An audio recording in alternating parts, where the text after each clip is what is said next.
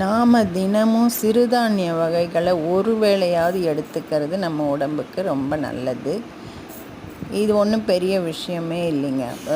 ஏதோ ஒரு சிறுதானியத்தை ஒரு 12 மணி நேரம் தண்ணியில் ஊற வச்சுட்டு ஒரு காட்டன் துணியில் கட்டி தொங்க விட்டுறலாம் அந்த ஈரப்பதத்தோட.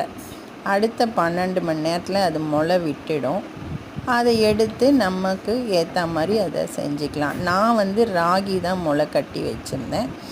அதை எடுத்து மிக்ஸி ஜாரில் போட்டு கொஞ்சம் தண்ணி ஊற்றி அரைச்சிட்டு, நம்ம எப்பயும் வச்சுருக்க தோசை மாவை 2 கரண்டி இதில் சேர்த்து கொஞ்சம் உப்பு சேர்த்துக்கிட்டு தோசை பதத்துக்கு கரைச்சி வச்சுக்கிட்டேன்.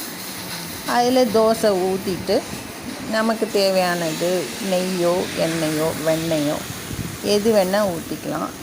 கொஞ்சம் செவக்க விட்டு அதை திருப்பி போட்டு தோசை வார்த்து எடுத்துட்டு, இதுக்கு மேட்சிங்காக நான் புதினா சட்னி தான் செஞ்சுருந்தேன்.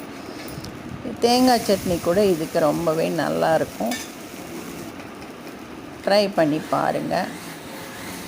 சிறுதானியத்தை எடுத்துக்க முயற்சி பண்ணுங்கள் எல்லாருமே.